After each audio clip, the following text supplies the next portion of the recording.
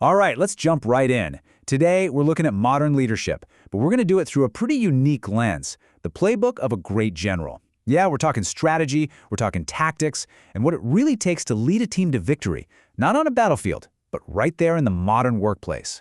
Because, when you really boil it down, any team, doesn't matter if it's an army or a marketing department, it needs a brilliant leader calling the shots.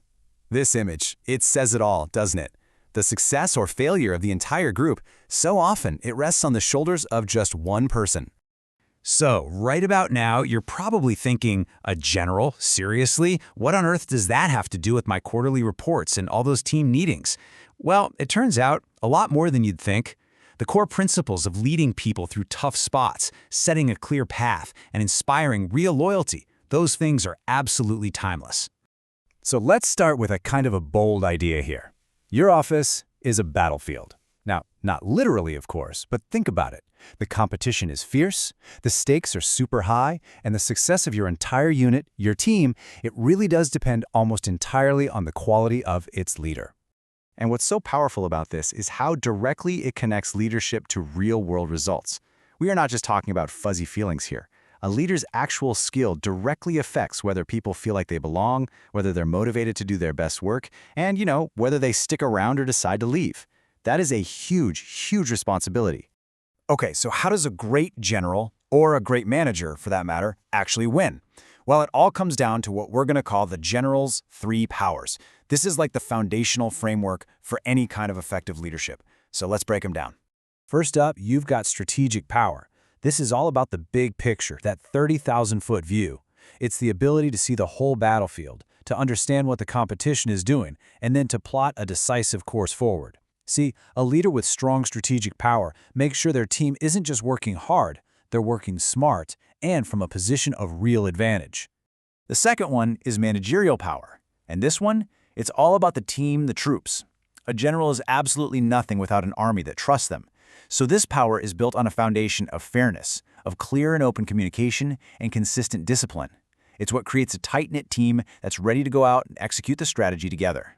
And finally, we have self-power. And honestly, this might just be the most important one of all. It's about who the leader is as a person. Are they humble? Are they self-disciplined? A leader's own personal conduct, that sets the standard for the entire team.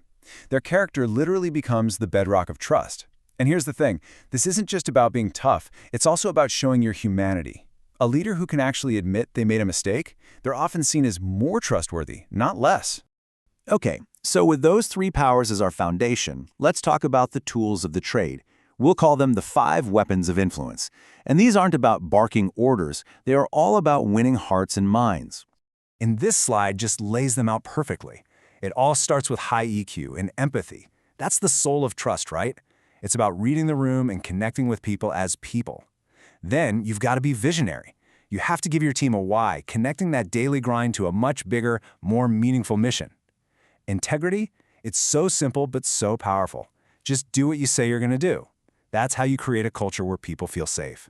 Now, in today's world, curiosity and adaptability, well, they're not optional. You have to navigate constant change. And finally, empowerment. This is where you shift from being a manager to being a coach, trusting your team to really knock it out of the park. All of these together, that's what makes people want to follow you. Okay, so this is all great in theory, but what does it actually look like day to day? Let's get practical for a minute and see how these big ideas really translate into leadership in action. Just take the classic morning meeting. It can actually be an incredibly powerful leadership tool if you use the 3 powers. In literally just 3 minutes, you can use your strategic power to set a clear direction for the day. You can use your managerial power to fairly recognize someone's hard work. And you can use your self-power by sharing the credit and taking the responsibility. It's simple, it's effective, and it sets the tone for everything that follows. And hey, this framework isn't just for general management. Look at a really specialized field like cybersecurity. Strategic power means you're focusing on the biggest risks, not chasing every little threat. Managerial power is all about enforcing disciplined protocols. And self-power? That means the leader owns the communication around risk and makes credible, consistent decisions. See, it's totally universal. So, after all the strategy and the management is said and done, what does winning actually look like? What's the real goal of all this effort? Let's talk about the real measure of victory. And this This really gets to the heart of the whole thing. A leader's true value isn't found in their own personal strength or brilliance. The real measure of any general or any manager is the strength of the team they build. Their success is the team's success. It's that simple.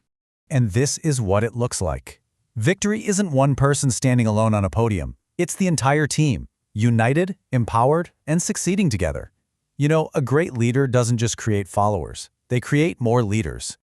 So, as we close this out, the question isn't really for generals or CEOs. It's for anyone who's in a position to lead. Looking at these powers, at these tools, what's your strategy going to be? How will you lead your team to victory?